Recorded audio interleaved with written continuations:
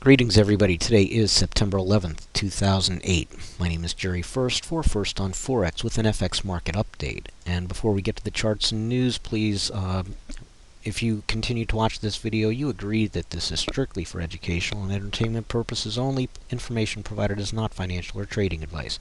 Trading involves significant risk of financial loss. Only trade with money you can afford to lose. Please do your due diligence and practice review and adjust your trading as necessary. And be careful out there. So today is September 11th. Here's the blog, First on Forex, hosted on FX Street, and in addition to and with Investors Education Network. And another week, another hurricane. And as I broadcast, Hurricane Ike is bearing down on the coast of Texas. This will be a very serious hurricane. That projected path moving through. It's a Category 3, currently expected to be a Category 4 or Category 5 when it reaches landfall sometime early Saturday morning. Already evacuations underway, not only for the oil rigs, but also for the coastal areas, and even New Orleans is under potential threat of storm surge. So we need to be aware of this, not only for the human potential for catastrophe. We need to be able to be aware that this could also affect the currency markets, the oil markets, and our thoughts and prayers are with those people who are evacuating and battening down the hatch over there on the coast. So we have also, just to go ahead and show you basically what this hurricane looks like. Here's the coastline of Texas. Here's New Orleans back over here. Here's Florida coast, and this is an infrared water vapor loop. You can see the strength of the storm, the core part of the storm right here. And fantastic website, crownweather.com, can go ahead and get you all of the information you need if you want to go ahead and track the storm yourself. But 140 mile an hour sustained winds, something to be concerned about from several different angles. Other news that came out today, OPEC having their meetings. They're talking about potentially restricting production. Whether or not they do or not, we'll see. What else came out? The CFTC came out with their reports stating that they do not believe that speculators should be blamed for the higher price of oil. The U.S. trade deficit has increased almost 6%, and jobless claims were worse than expected. So the underlying fundamentals of the markets, before we get to the charts, are not pointing too good. So let's go ahead and look at the charts here. This is a 30-minute chart on the euro. Let's go ahead and pull this back to, let's say, a 2-hour chart. And this 2-hour chart, you can see that we have a very well-defined downtrend channel. And on the extremes of the channel, you can see that it's expanding to a degree. You can probably splice this channel in half like this. And so you've got upper and lower ranges within this downward trend, but the trend is definitely to the downside for the euro versus the US dollar. If we were to take a look and see the pound is looking like it's starting to make a base after such a huge drop-off of late. Again, if you were to go ahead and draw trend lines from that top to there, you can see a very well-defined resistance line if we're going to go ahead and come back up and test 76 or so. If I copy that line, we've got that range for that trend channel. I want to focus on the Canadian dollar in a moment, but let's take a look at the Japanese yen first. The Japanese yen are always highly volatile. You've got the carry trade as always, but look at this rounded top here. Again, this is a 2-hour chart, and so just we're looking at it. It's possible that we may have put in a temporary low here, but the dollar yen coming up. Let's take a look at Australia.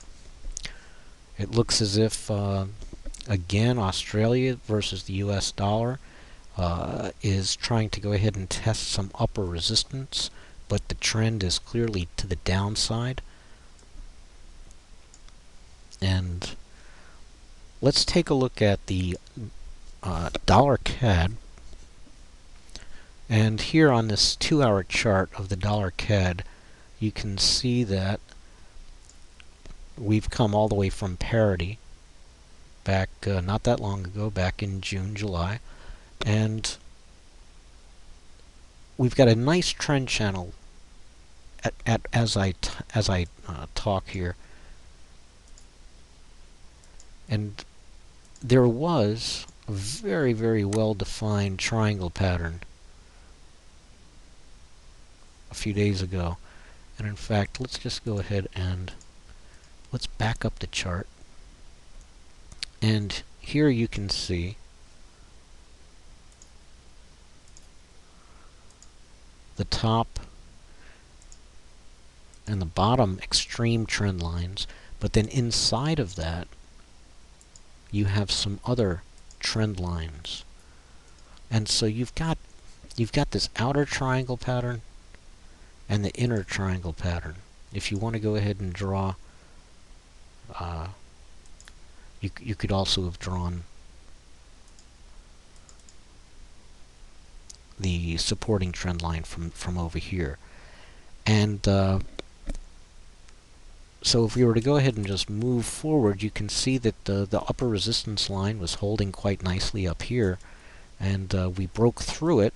Some people may have been stopped into their trades to go long just to see another retracement downwards, another spike up, and expanding, but not really breaking through as you would expect a triangle pattern to complete.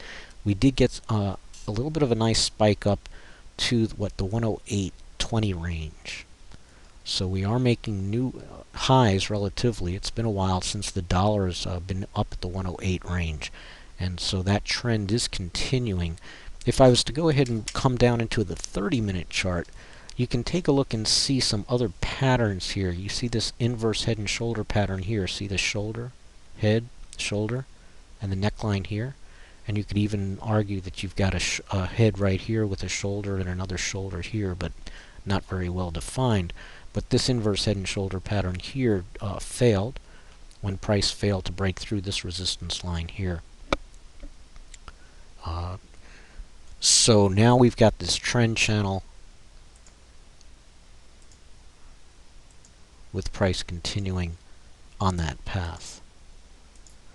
So what I'd like to do is remind everybody that next week we have the FOMC interest rate announcement that's coming up, and I will be broadcasting a free webinar on FX Street. You can register by going to investorseducationnetwork.com, scroll down and click on the register now, and that will take you to the registration page on FX Street where you can register for the live coverage of the FOMC interest rate announcement.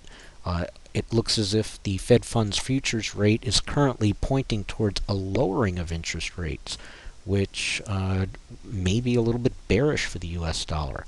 So it will be interesting to go ahead and watch that.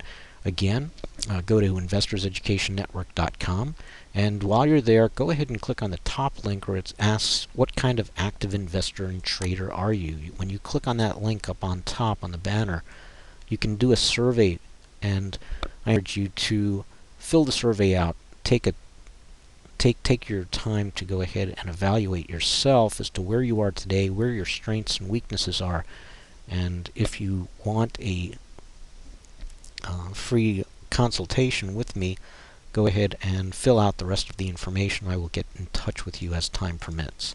So with that, again, my name is Jerry Furst, founder and director of Investors Education Network, and this has been a FX market update for First on Forex.